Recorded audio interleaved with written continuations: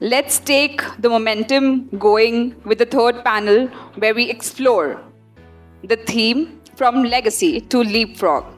Can Indian real estate survive without tech? Joining us on stage, we have an incredible lineup of experts who are at the forefront of technology in real estate. May I call upon stage Chirag Boonlia, CTO at RMZ Corp, the architect of RMZ's digital transformation. He ensures one of India's largest developers stays ahead with cutting-edge PropTech and enterprise innovation. Mr. Praveen Sharma, CEO at Housing.com, a pioneer in digital real estate. He has been steering Housing.com to become India's most trusted property platform. A little round of applause, guys. They're also our partners for the event, India Proptech Demo Day 2025. Under his leadership, the portal has grown into household name, redefining how millions search, buy, and rent homes with technology-led transparency and efficiency. Backed by his deep experience in online market space and consumer platforms. Mr. Rajesh Dhuddu, partner emerging tech at PwC India, a trailblazer in blockchain, metaverse, and cybersecurity. He has been spearheaded initiatives like India blockchain-based spam control system with Try and co-founded a fintech integrated with MasterCard and Visa. Recognized on the Forbes Blockchain 50 and among Asia's top 200 tech leaders, he is also a key voice in World Economy Forum Expert Network and advises NASSCOM Blockchain SIG. Mr. Vishesh Kaul, CIO and CDO at Prestige Group, a visionary digital leader. He has driven award-winning transformation strategies recognized at O100 and the World CX platform. At Prestige, he is elevating the entire buying journey through AI, machine learning, and a platform of platforms approach, streamlining operations, personalizing customers' experience, and positioning Prestige as a digital-first real estate powerhouse. Next up, we have on stage Nikhil Shembekar, SVP and CIO at Brigade Group, a tech leader driving innovation across one of South India's most respected developer. And guiding the powerful conversation is our moderator, Mr. Govind Rai, co-founder of Absolute CX, a visionary who has been instrumental in driving innovation and technology adoption across the real estate sector. A round of applause for the panel here, guys. Ladies and gentlemen, over to you, Govind. Okay, so thanks to the NXT team. I believe it has been a fabulous day so far. And one promise that I want to make to the audiences today, that I'm going to extract the best that I can from this panel and promise you that at least minimum 5 great outputs that you will be able to take back. So that's a responsibility that I'm putting on all of you, one each, right? Everything is filmed. Okay, yeah. So we may create a little bit of controversy if needed, so that we can get a little bit of virality. We need to have the technology guys talking real controversial stuff at times, so that we can break the ice and take the conversation forward. And the topic, I got to thank the NXT team, because the topic they have chosen starts with it has a connotation which talks about, can we survive without tech? Typically, we always talk about what tech is enabling. So it's a very great start because the content that can come out of it, it can really put us all into a good map, giving a more virality. And that's what my attempt is going to be today. You guys are real heroes into the space that you guys are operating in. And if your stories travel, if your words travel, I believe the mission will be accomplished. So I'm not going to take more time. I'm going to start with a very personal question. I travel India. We just did something. We're going to show you a little bit of a glimpse from Bombay to Delhi, meeting all the real estate developer by roads with 10 top content creators of India. Yesterday we finished the trip, came to Bangalore. We realized a lot many real estate developers today who are operating into the 300 crore to 700 crore top line, somewhere are continuously asking, do we really need tech? Right here, you guys are already acing it. I wanted the first conversation to really start from this point of view. Tell them, what are they really missing if they are not leveraging tech, they are not having their back-end operations on top of the legacy systems or the new or the startups that we have here, what is it that they are missing upon? And if you can put tangible value, since I said 300 crore to 700 crore top line, that would be a great value chain. So Chirag, I'm going to start with you first. Okay. Yeah, I mean, I won't be able to put any numbers to it, but I must tell you that, now I come from an era where I've seen internet being launched. Yeah. I'm not that old though. Mobile being launched, and now we have AI as well. 3 massive paradigm-changing tech. We saw what internet did for us, right? Information asymmetry was completely demolished with internet. Mobile, we know what has happened, and AI is just probably the tip of the iceberg, right? Imagine today, there were the same noises at that time in 1990s when people used to say, do we really need to have a website? Do we need to have a portal? Remember these words, right? Yeah. Actually, my batchmates are like pretty much of my age. Thank you. So this is the same era, right? Top line 500, 300, 700 crores. In today's times, if people are thinking like that, there is no question they'll be left behind completely, right? Efficiency upliftment, that's the mandate which I have for my current organization. If we are able to get 10 to 15% uplift in the efficiency by using only the standard LLMs in the market, imagine what will happen if they start using the tool efficiently and with the right end-to-end platforms. Life will be completely different. Then they got to use it to believe it to move forward, and that's where 700 crore can become 7,000 crore if they are thinking like that. Superb. That's a very good start. Thanks a ton. Praveen, I'm going to customize the question for your use case because that's a personal question I also carry. The thing is... Just as I was getting ready to answer that. You can feel free. You can feel free. Rest assured, I'm not going to take that chance away. So one thing, since you guys are operating with many developers, and this category that, the 300 crore, 700 crore top line is a major contribution they play to your revenues as well. Do you really believe that, their tech angles, if improvised, could give a feedback loop to, a platform like yours to do even better? So that's one part. So a feedback loop of the leads that you guys are generating and giving to them, right? And if that loop given back to them, telling them, hey, these are the things, these are the customers who visited site, and these are actually good customers. Do you believe that technology at their end could, actually empower a platform like yours as well? Yeah, actually, it's a question which is deep down in this conversation. I'm surprised you brought it up. So look, obviously, we are giving information to buyers and sellers about who's interested in what kind of property. And we do not have the feedback loop today. Yeah. We have informal ways to get that feedback, but even that is collective, that is not specific. Needless to say, if we do get that feedback loop, and I think there is CRM tech which is going to come into play. It's just a matter of time where, if we get that feedback loop, then our ability to understand audiences will increase, our audience clusters will get better, our ability to then give you better ROI will improve. So there is absolutely no question. Short answer, yes. And I also feel like, this is something that we talk about in office all the time. And, it's a question of time when we find the energy and the bandwidth to actually devote energy to something like this. But we do need willing partners. And I think the question from the developers would always be, we give this to you, what do we get back? Right? And it's a fair question. And I think we have to mull that. Right now, all I can think of is you give me feedback and that powers my data lake better and it benefits all of you, but that doesn't always help. So I don't have a very good answer to that question today, honestly. For a specific developer, I have an answer to the industry, but that doesn't work, as you know, because we're working mostly one-to-one with those guys. So the short answer, yes. On where it is on the map, I'm sure it is somewhere there. And maybe in a few quarters we'll have more advanced CRM tech working on it. Superb.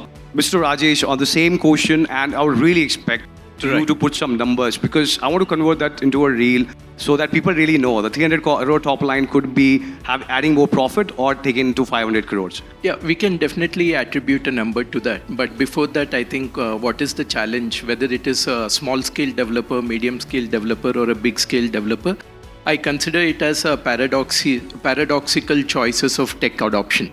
Now, if you look from a construction industry, the amount of tech that is coming into the industry in terms of the automation and adoption of new age construction practices is growing up very, very significantly. But when you look at the front office, mid office, and back office functions in the same construction industry, especially at the junction of customer interface, not much of adoption has happened. That's primarily because he had raised that, the ubiquitous question, do I need it, right? But the thing is, earlier that question came up because the cost of adoption was very, very high. Today, if you look at the democratization of tech, the tech is available. The question is there an intent to internalize it or not? And for example, I was sitting with one of the largest developers from the city that I come from, Hyderabad. They built a significant experience center, possibly would have spent about 10 to 12 crores in that experience center, which caters to about several million square feet of office space. Now, the simple question like, can you talk to the building? Today, you can talk to the building, which is what we call as talking to the data.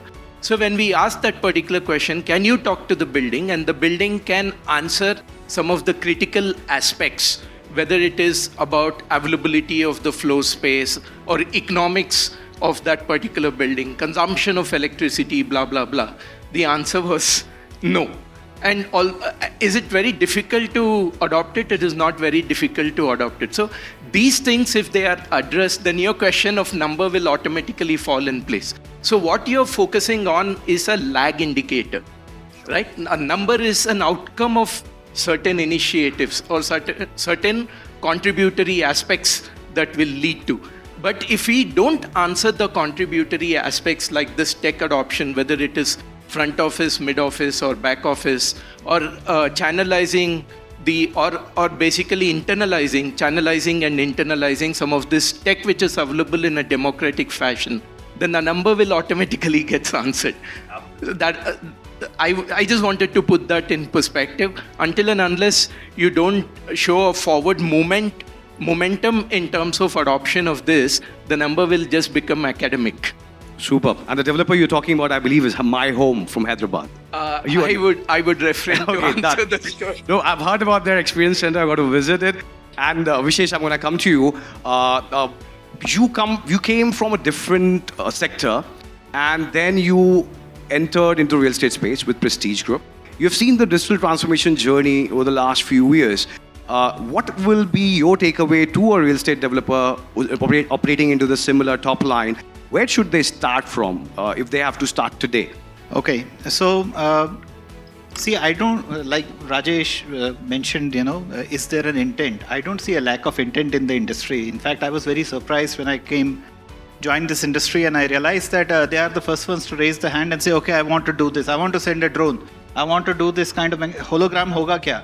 So इस तरह के I had not I was not introduced to such sort of questions in my previous industry, which was heavily invested in tech, right? So the question was not appetite. The question was look to me at that point in time. It continues according to me is the value proposition, right? And that's the chicken and egg story. How do you justify a value if you are not investing and you are waiting for that value to come without investing? Doesn't work, right? So as it happens in any other industry, I think certain industry leaders will have to take that leap, show that way. And from my perspective, that's what we have been trying to do. I think in last 2 years, we have taken some giant steps. We have moved from a completely paper-based sales and marketing process to a digital-first process. We don't sell even a single home on paper today. What it did was, over a period, because it was a journey for us, over a period of 2 years, it allowed me to showcase the value then. And that value is something that I am happy to share with anybody in the industry. For example, in Jan 2025, I presented to the board that we have avoided sending customers worth 500 crores of inventory to likes of Brigade and RMZs of this world. So our customers, we are deploying tech, and I have not even deployed AI yet, right? So that's coming this year. So we have, just by the power of having the right references, right recommendations to our sales team, that, okay, pitch 2 BHK, this customer may not be the fit for the 3 BHK case.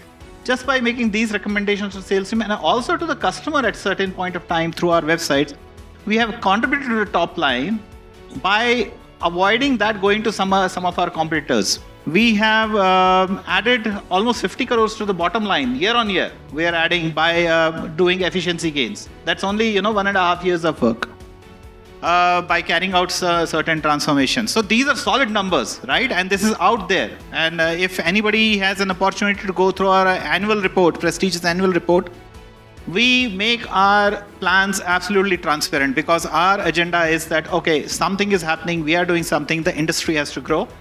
Here is our plan, and see if it excites any one of you. Now, where does it help? Now, you raised a very important question, 300 to 700 crores and possibly pushing for 1,000 crores, 1,500 crores.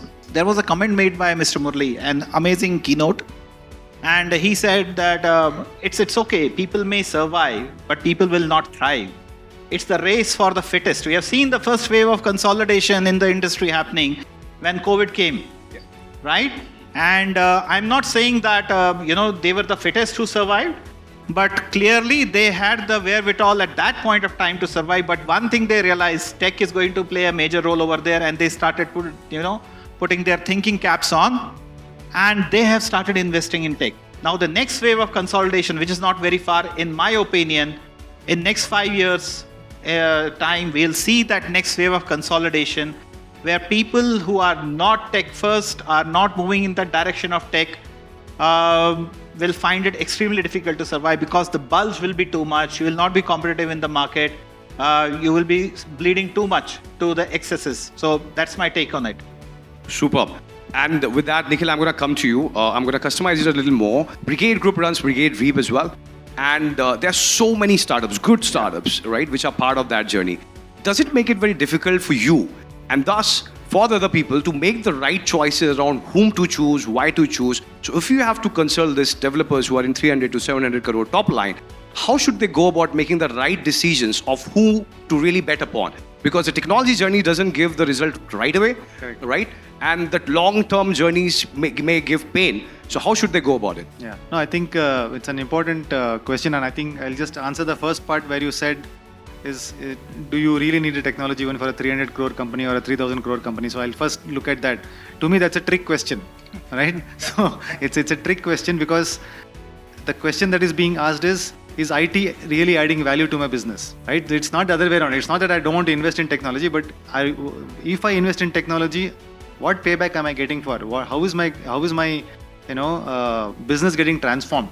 Right? What am I looking at from a productivity perspective? What am I looking at from a customer experience perspective? What am I looking from a customer satisfaction perspective? So the key parameters that you want to measure, right? So the key parameters that you want to measure is what needs to be presented, like you said, to the board, and saying that, this is what technology has helped you to do. And to me, a technology is always an evolution. In fact, some of the most rudimentary technology is an Excel sheet, right? You start with an Excel sheet first. Right, a 300 crore company will start with an Excel, because you can't do anything on paper anymore. That we have crossed that part now. I guess all the startups are fighting against Excel sheet to begin. Exactly. Yeah. And I always keep saying that our battle as an IT team is always with an Excel sheet, right? Because everybody likes an Excel, because you can do all kinds of manipulations. All your reports are there, and you don't depend on this fancy BI stuff and AI and all that.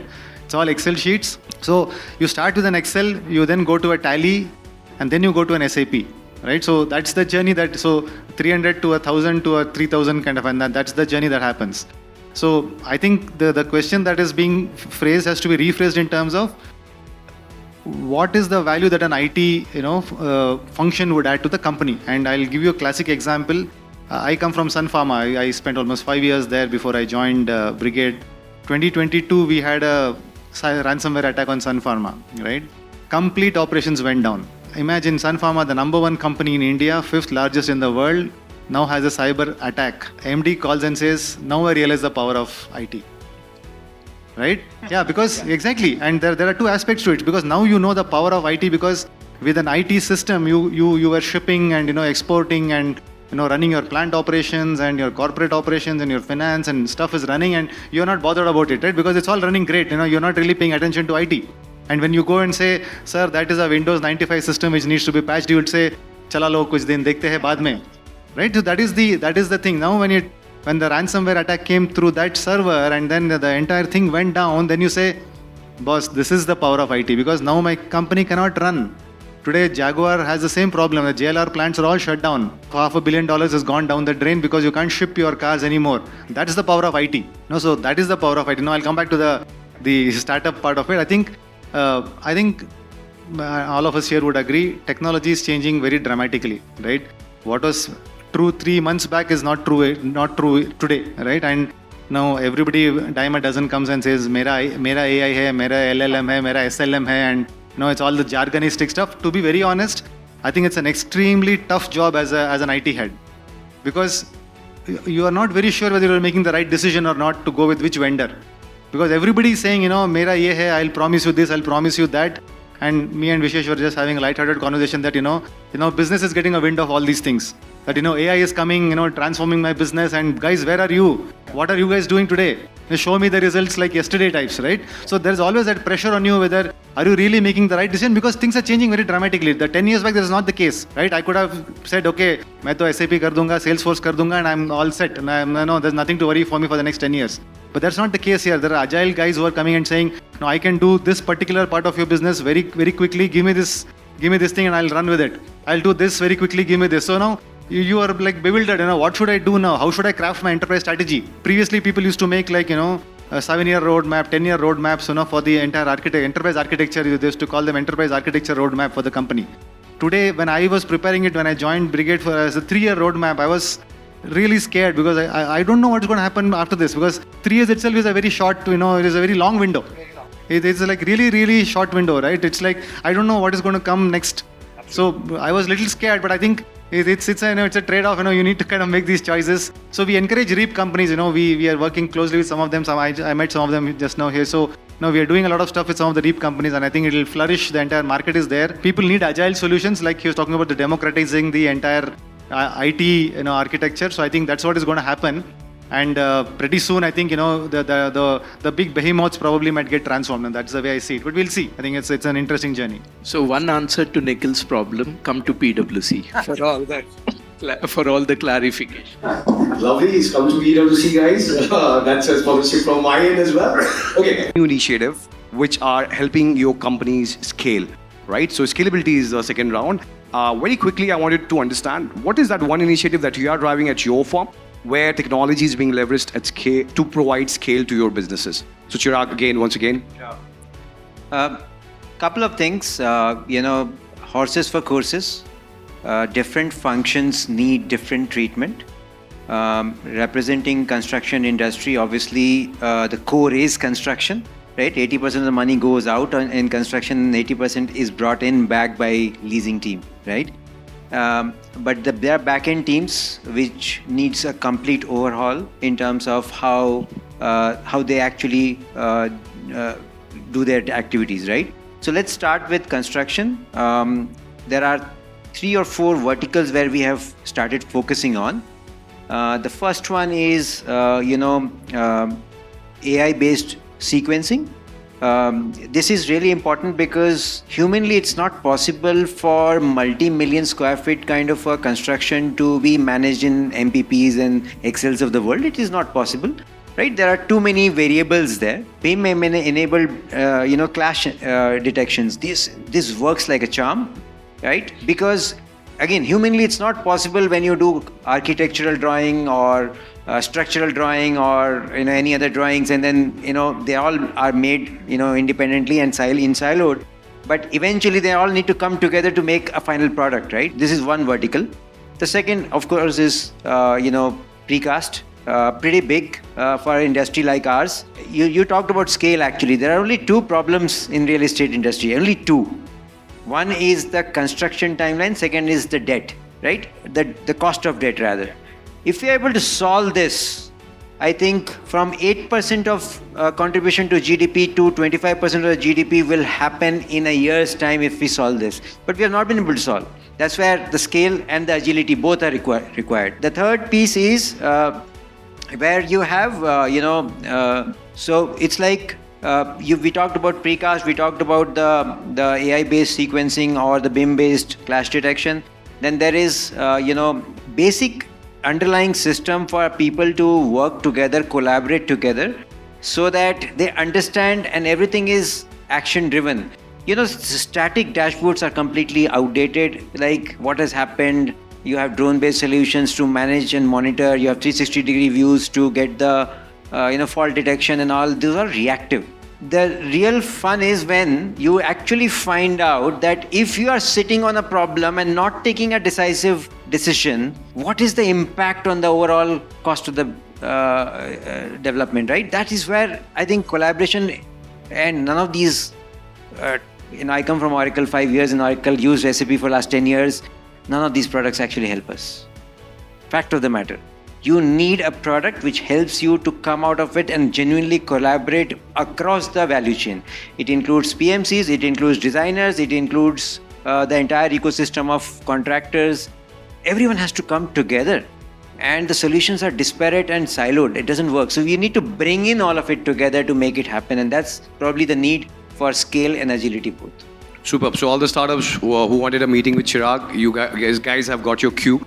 For what exactly you have to pitch him with the problems and the initiative that he's taking. Over to you. The same thing for housing. How are you? Yeah, so interesting. I mean, obviously we are a technology company, so our roadmap is only technology, right? So if you're asking me to pick two, yeah, I can pick what is interesting to me. So the first is, look, I think we should, sort of place this a little bit into your first question as well. Our estimate is there are 150 to 200 million sort of visits from consumers all across the country on buying and renting houses. So the search and discovery process has truly already moved online. So frankly, I mean, that question is moot. And so emanating from that is most of the search and discovery today is around filtration of specific aspects. I want a 2 BHK, I want it in Worli, in this kind of locality, etc., etc.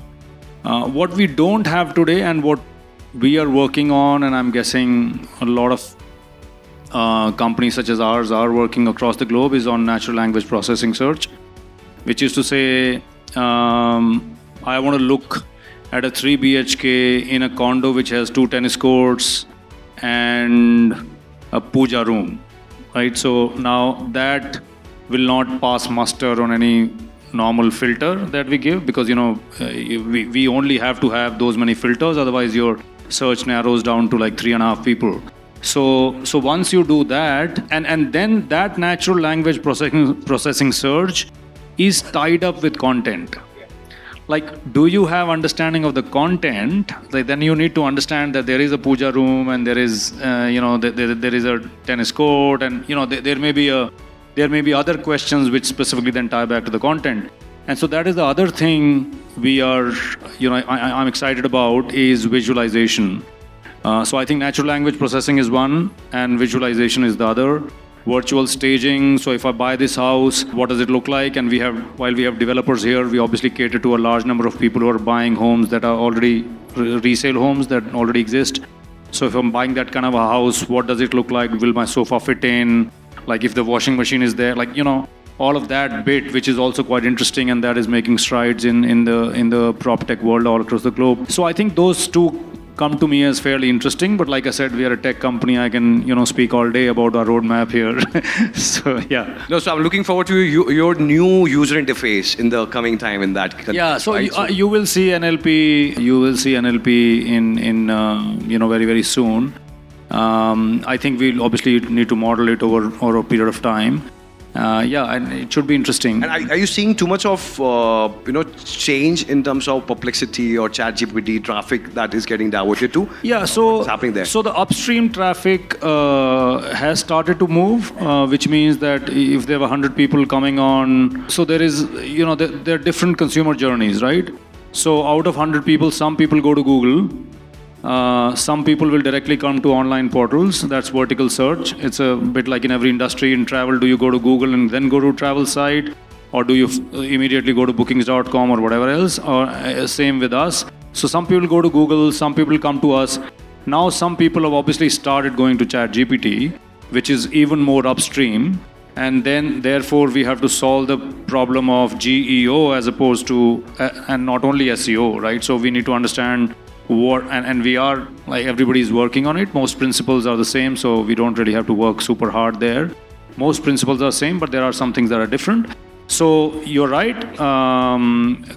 Consumer search has moved a little bit more upstream to ChatGPT, Google, etc., all of this agentic search, and it is growing at a very fast clip. Right? So we obviously need to understand how those guys are now going to distribute that traffic, because what they give you today is actually very broad. And if you need to do any meaningful search beyond the first fundamental question, then you need to get to experts like us who have obviously a lot more content and data around what consumers might be looking for. Superb, absolutely. And Mr. Rajesh, over to you. What is the one initiative with the client or yourself you guys are driving? As I said, it's in line with what I said before. If we see across the formats, whether it's a micro, macro, or mega developer, and if you look at in terms of the amount of automation that has gone into the construction, is humongous. I've come across developers who are making net zero homes. If you want to declare that your home is a net zero, imagine the amount of automation that is required to go into that particular home from a sensor technology, IoT technology, or whatever it is. There it has become very clear because they know what is the total cost of ownership and what is the return on investment. But the same kind of digital maturity when it comes to the front office, mid office, and back office functions. As I said, I've been in conversations with the developer, like he said, most of the MIS for the company, which is mission critical MIS, is dependent on an Excel file.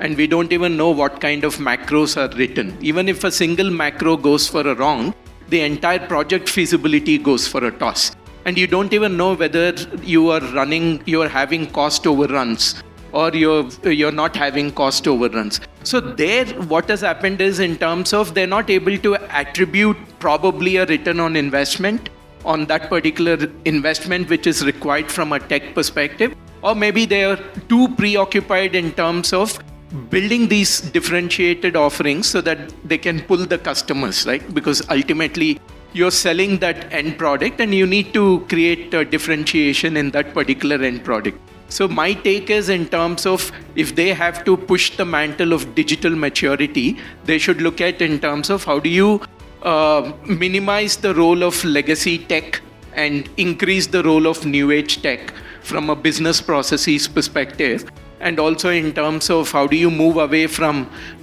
Excel to a more powerful business intelligence systems. And this I'm seeing as a need across all formats of developers. Lovely. Mr. Vishesh, over to you for the same one. See, first 3 years we have focused on, we had a single-minded obsession about customer experience. So whatever tech we deployed, whether it was a platform approach, digital first, and anything else, strengthening our core enterprise systems like SAP, CRM, and all those kind of things.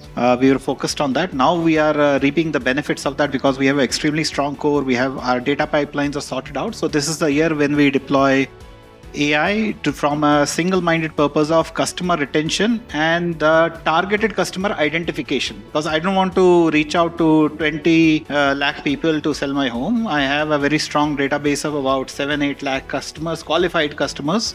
And then I may have some new leads coming in. So I want to focus on that. I need to sell 15,000 homes every year, and I will achieve that with that. So that's our target for this year, and we'll use artificial intelligence for that. The second mission that we are just kickstarting is how do we give back to business about 7 to 8% at least of the spends that happen on construction every year. And at prestigious scale, that will easily come to around 800 to 1,000 crores. So that's our plan for next 4 years. And that's the efficiency that you believe that you'll be able to drive due to tech. we have a very concrete plan to give back that efficiency to business, direct impact on bottom line, and we plan to achieve that over next 4 years. So that's where we are focusing right now. So that means transforming the whole core of the engineering, focusing on how the construction happens, how do we introduce methodologies like BIM, how do we integrate with our procurement processes, make the procurement processes smart, and then ultimately conclude this program by having forecasting models which not only allow us to forecast what do we need to buy over a period of time, a rolling forecast sort of things, giving us better negotiation powers, but also allow us to forecast the demand that is coming from the market. So that's our overall next 4 years, where we are going to spend next 4 years. And the icing of the cake is that we want to deliver that 800 to 1,000 crores per year. Super. That's some great stats out there for all of us to learn from. Nikhil, over to you. What about you? Yeah, I think so. Very similar to Vishesh. I think last year we crafted our 3-year roadmap. He has a slightly longer vision, but I'll go with a slightly smaller one. But I think I'm excited with that 3-year vision itself. I think we will be coming close to the first year now. So I think the most important thing for us is to set right our core systems. Our S4 HANA we are driving. We're also driving a lot of efficiency in our process areas itself, in terms of what we call as a land to launch, from when we get the land to when we launch, how do we kind of improve our processes there. So we've signed up with Autodesk, and similar to what Vishesh was talking about in terms of the overall engineering, how do we transform that. So that's also an important piece for us. We expect to drive a lot of efficiencies in terms of collaboration between our internal stakeholders itself as the first thing, right? So the entire project planning, the entire collaboration will happen over there. So that's another piece which I'm a little bit excited about. Plus, we're doing a lot of work on the cyber security part also. I think that's something that we need to be very, very much aware of. So how do we get in the right tool sets for securing our environment? So that's the third area. So I think these are the 3 things. I think once we set right this thing, then it's a matter of time when we can really talk about AI and the data stuff and all that will come in over the period of time. This is the roadmap. Thank you. Super. So quickly, since the time is up, I'm going to put you into spot and I'm going to ask you 2 things. One, you have to name one startup that you have not worked with, but just might if you interact with them. But just might work, but because you followed them somewhere, you are keen to meet them. Okay, so you have to name one startup. I'm giving you time a little bit, right? But I want you to really come out with one name, because from this platform, if the few startups names are not coming out from all you best of the legends here sitting, it will be, I will not do my right job here, I believe. I want you to name one startup. And the second one is, tell these startups one problem that you really want to solve for which you do not yet have a solution or any company in your mind, so that the startups can pick up that for this they have to nudge you. I'm sorry I'm putting you in spot, but I told you that I'm going to give you time. The time is now getting up. I'll start. Great. Go ahead. No, I can start. We are a startup ourselves, so yeah. But I'd say we are a part of RE Australia. Yeah. Most people don't know that. So we have just acquired a startup. It's a UK-based startup called Jitty.com, JITTY.com. I'm really excited. I just had a meeting with the founder. So we've not started working with them, but I very much hope to start working with them. It'll be interesting for some of you guys to actually see what they're doing.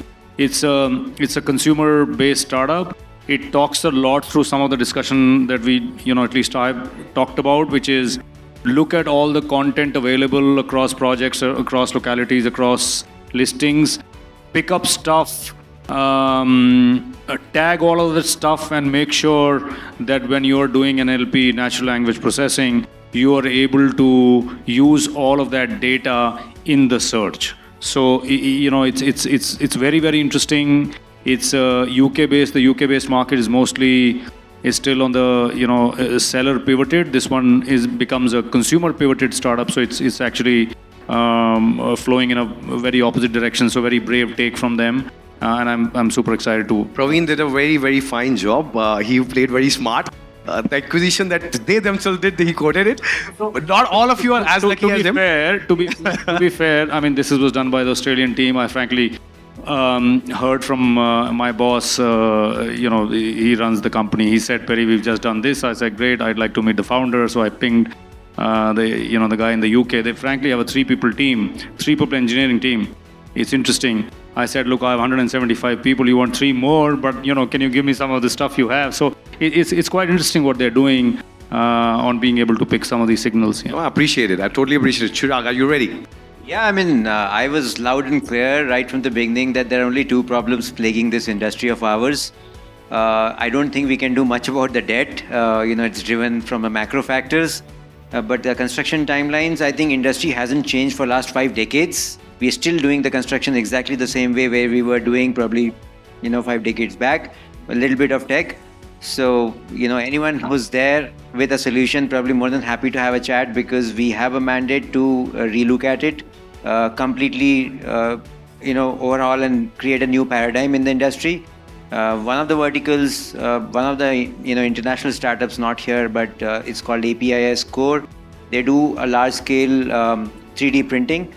Ultimately, as I said, the cost of debt is pretty high, and the only way to circumvent is by quickly and agile construction, so that you can churn it faster and then can bring the cash flows into the system. So and there are some interesting startups here in this room as well who we spoke in the morning as well. So I think I'm very hopeful that the $10 trillion dream of our Prime Minister by 2030 will have a significant contribution from the real estate space. Superb. And Mr. Rajesh, everybody's playing very smart, quoting a lot many international companies. I wanted board of Indian as well. Do you want me to name the startups? I or love the that. Proposition? Please feel free. Sorry, I don't. It will be motivating for them. Recall the apologies. I don't recall the names of the startups, but in line with whatever I said earlier, again based on multiple engagements that we have had, if there's a startup that works on a proposition which says, give me all your Excel sheets, I'll give you a platinum grade BI system, I think that startup will become Collab 2. Yeah. Oh, Collab 2? Okay. Collab tool is the first presentation. The Collab tool. Yeah. Okay. So probably they're going to make a big cut in the current times. So Collab tool, please meet Mr. Rajesh today if you have not already. Mr. Vishesh. I think with BI, PwC will be after that, because that sells. Okay, so I echo what Rajesh just said. I looked at Collab tools, but I have looked at them earlier also as part of my discovery journey. And it just doesn't meet the ambition that we have. So it's a little bit behind on that. So we'll not be going with that, but it's an amazing tool.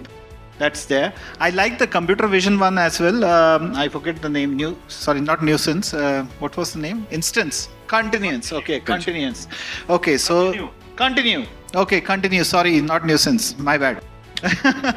Okay, so that was a good one, but this is too early. I need to set up my base platforms, and hopefully in future, somewhere down the line, we'll cross paths and we'll have a conversation at that point in time. What is happening?